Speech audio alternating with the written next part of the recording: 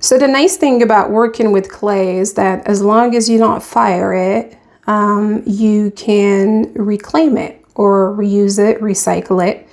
And so what I do is I collect all my trimmings, all the trimmings that you saw in my shorts. They go into a bucket, and I add a little water to it. I try to make sure that it's at a good consistency, that it's not super chunky.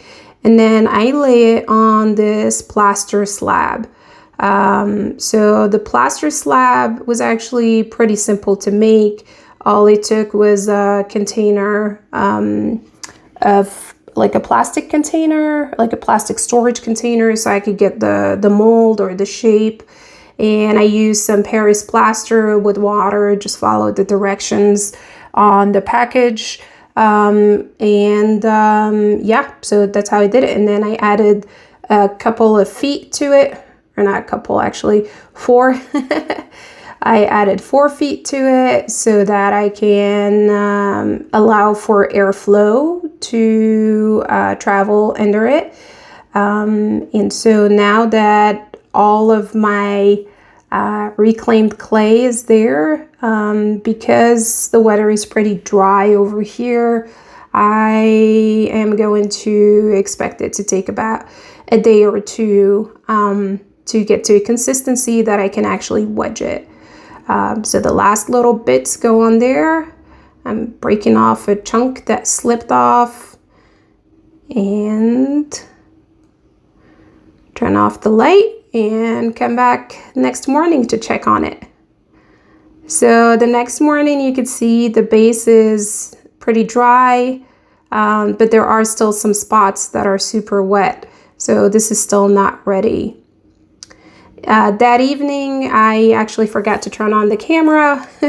So what I did is I separated it just to allow for airflow in between the chunks.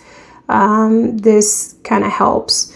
And then next morning, so day 2, they're ready to be wedged. I'm grabbing my scale. I'm gonna do little ones of 1.5 pound and 2 pounds, so that I can make some mugs, as well as oil dispenser, salt container, and I'm also gonna make some garlic graters. So here I am using the ram wedge technique, and I also add my own little flair to it.